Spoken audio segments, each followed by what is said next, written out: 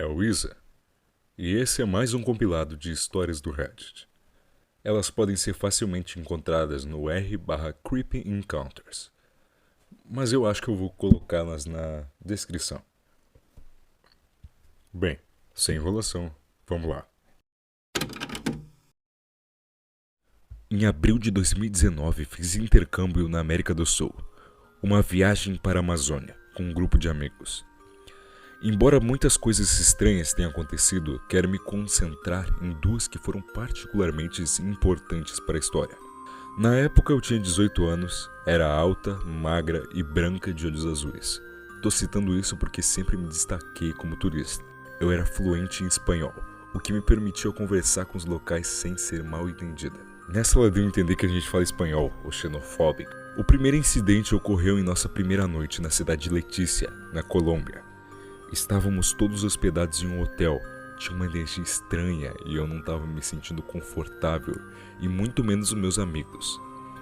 Os funcionários estavam encarando a gente igual uns malucos, o que estava fazendo tudo ficar ainda mais estranho. Durante o café da manhã, ouvi outros viajantes discutindo sobre o desaparecimento de um telefone. Me ofereci para ajudar a encontrar ele, usando o aplicativo Find My iPhone, coisa de rico.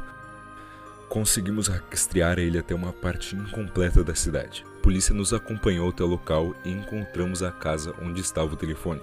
A família negou estar envolvida, mas seu comportamento e o fato de o sinal estar vindo de dentro da casa deixava claro que eles tinham sim roubado o telefone, né? Eles saíram com facas e facões, gritando e olhando pra gente. Foi tenso, eu senti um arrepio na espinha e tive um pressentimento muito forte que a gente precisava ir embora. Por que será, né? Por que será que você teve um pressentimento que vocês precisavam ir embora? Talvez... deixa quieto. O pessoal já partiu pra ignorância já. Dissemos pra polícia pra voltar e não fazer nada, porque o telefone não valia o risco que a gente estava correndo ali. Quando voltamos pro hotel, a polícia queria ver se tinham câmeras apontadas para fora e dentro do quarto. A parte assustadora é que eles tinham essas câmeras, e apenas 2 delas foram misteriosamente desligadas por 2 horas naquela noite. Também sei de outro incidente e descobri por que as câmeras foram desligadas por alguém da equipe do hotel, mas eu não me sinto confortável em compartilhar isso, pois envolveu um dos meus amigos, foi muito grave. Bem, se a autora não quis compartilhar, é que o bagulho foi sério mesmo. Uma de nossas outras paradas foi um pequeno vilarejo na parte urbana da Amazônia. Não lembro o nome da cidade, mas tinha em torno de 150 pessoas. Uma pequena vilinha. A aldeia foi construída sob pilares acima da água, quando o rio Amazonas estava transbordando ou algo do gênero. Depois de chegarmos e nos instalarmos no hotel local, fomos levados para um palco onde fomos apresentados as danças, canções e cultura indígenas da região. Após a apresentação, o grupo voltou para o hotel, mas eu resolvi ficar para trás e conversar com os moradores. Queria ver uma anaconda. Queria ver uma anaconda. Muita coisa de turística burra, eu sei. Um deles me disse que era uma boa hora para que eu visse eles caçarem. Comecei a conversar com um cara local e ele alegou que não poderia me mostrar uma anaconda viva, mas se ofereceu para mostrar uma foto que ele tinha tirado alguns dias atrás. Ele vai te mostrar a foto da... Isso sim. Apesar do que meus pais sempre me ensinaram sobre a casa de estranhos, sua burra, decidi seguir ele até sua casa, isolada no meio do mato. Enquanto a gente caminhava, não conseguia me livrar da sensação de desconforto e perigo à espreita em cada esquina. Gringa burra! Quando chegamos, ele me disse para esperar na sala enquanto procurava o telefone.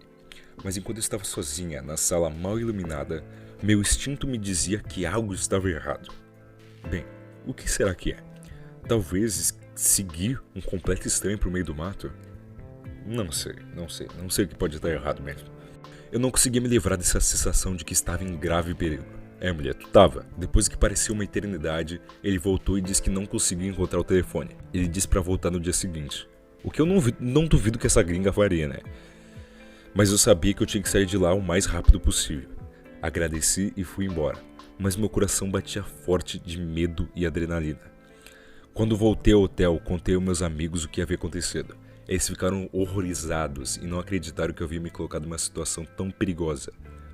Eu não conseguia me livrar da sensação de que algo terrível podia ter acontecido se eu ficasse lá por mais tempo. Olhando para trás, percebo como foi bizarro, mesmo que ele fosse apenas uma pessoa gentil.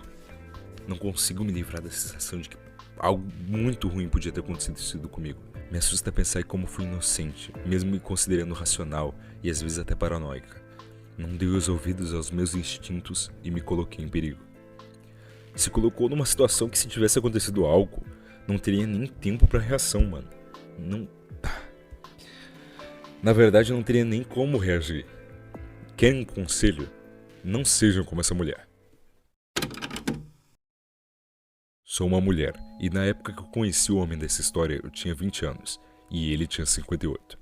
Sim, tinha uma diferença de idade de 38 anos, e nós nos conhecemos online. Os piores tipos de homem.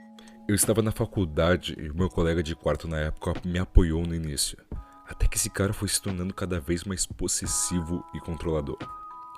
Resumindo, ficamos juntos por apenas 5 meses, antes de eu terminar com ele e voltar para a escola. Foi quando o pesadelo começou. No início foram presentes de desculpas, ursinhos de pelúcia e velas perfumadas. Depois ele mandava cartas que eu só devolvia. Então ele começou a enviar mensagens de texto para meus colegas de quarto, dizendo que eu estava me mudando para cidade da minha universidade. Fiz vários relatórios para a polícia do campus e eles lançaram uma medida restritiva. Eu mudei para uma faculdade minúscula. Eu tomei um susto quando encontrei ele do nada em um mercadinho. Imagina essa cena, mano, que bizarro.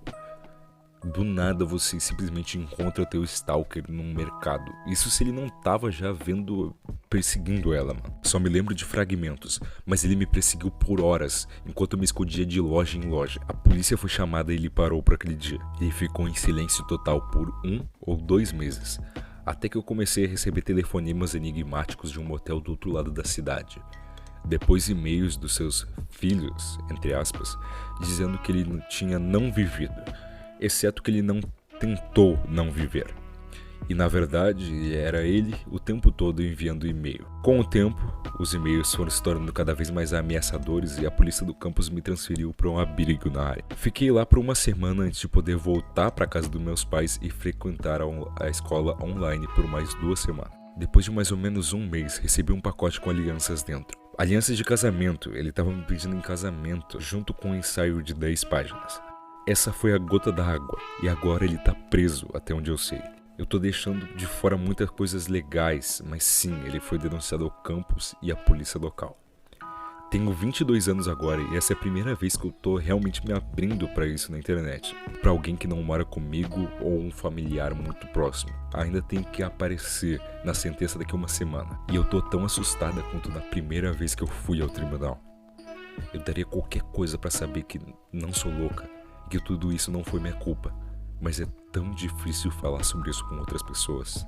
Mano, isso nem de longe é tua culpa. O cara é simplesmente louco, ele não aceitou que perdeu e simplesmente continuou atrás de ti.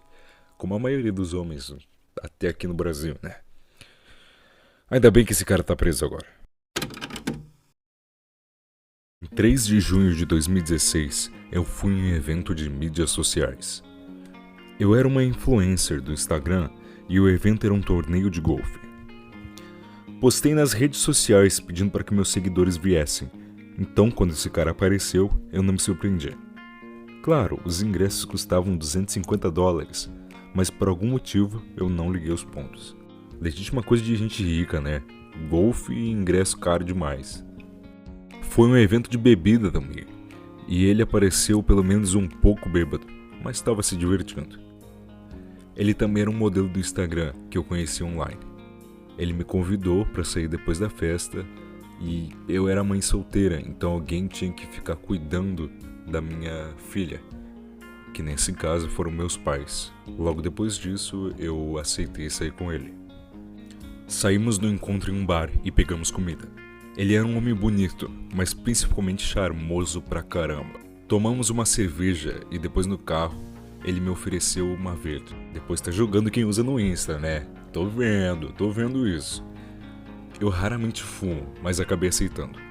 Depois disso, fomos para um bar. Ele era engraçado com todo mundo e me fez rir algumas vezes.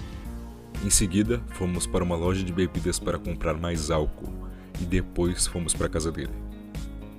Eu estava bêbada e chapada, então foi fácil de dormir comigo.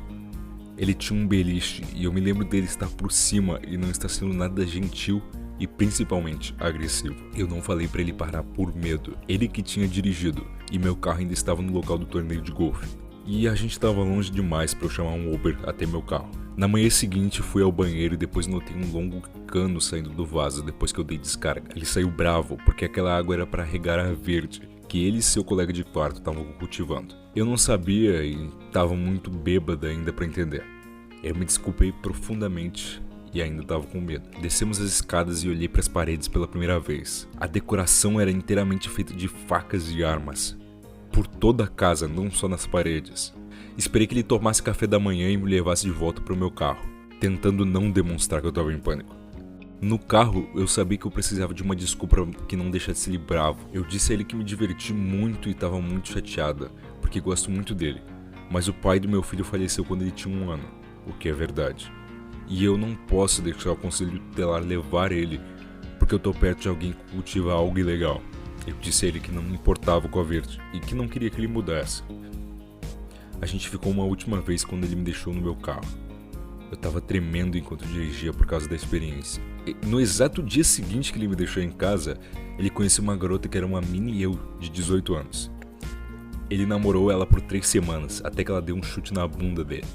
Depois disso, ele perseguiu a garota como um doido, tanto que foi preso algumas vezes. Em setembro do mesmo ano, ele sai da cadeia pela última vez e vai para um bar. Conhece uma garota e leva ela para casa dele. Ele acaba fazendo ela não viver, cortando seu corpo em partes, tirando seu coração e queimando ele. Nossa, meu Deus. Ele tá cumprindo prisão perpétua agora pelo que fez. E eu tenho flashbacks a todo instante. Cara, podia ter sido muito bem ela, por questão de alguns meses. Caramba. Bem, esse foi o vídeo. Gostaria de agradecer a todo mundo que teve a paciência de escutar até aqui. Eu não teria essa paciência de escutar a mim mesmo. Era isso. Até a próxima. Tchau.